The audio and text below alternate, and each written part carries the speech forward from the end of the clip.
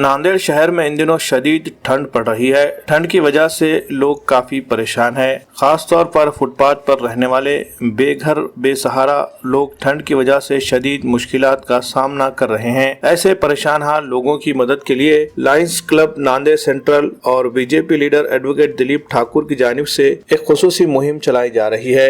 ममता की गर्मी के नाम से चलाई जा रही इस मुहिम के तहत ये लोग रोजाना रात के वक्त शहर के मुख्तलिफ मुकामात का दौरा कर रहे हैं और उन्हें जहां भी कोई गरीब बेसहारा फुटपाथ पर नजर आते हैं इन्हें कंबल तकसीम किए जा रहे हैं। इन लोगों का अज़्म है कि इस मरतबा 2000 से ज्यादा लोगों को कंबल तकसीम किए जाएंगे ताकि सड़क पर किसी भी बेघर शख्स की सर्दी की वजह से ठिठर कर मौत न हो जाए। आज इनकी यह team railway station, bus stand, Deglur नाका जैसे इलाकों में पहुंची। यहाँ उन्होंने कई अफराद को ठंड में ठिठरता हुआ पाया तो उनमें कंबल तकसीम किए। मुफ्त में गर्म कंबल मिलने पर गरीब लोग काफी खुश है और इसके लिए इन लोगों के दिल से दुआएं निकल रही है।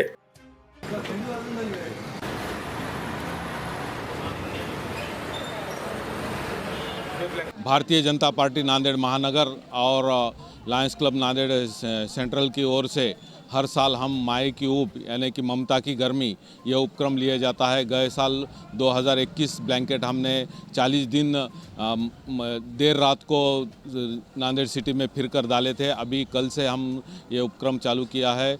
इसमें 2022 ब्लैंकेट डालने का हमारा मनोदय है। अभी तक हम हर गली गली जाकर रास्ते पे जो लोग सोए वाले हैं जिनके आंग पे ब्लैंकेट का चद्दर नहीं है उनको ब्लैंकेट डाल रहे हैं।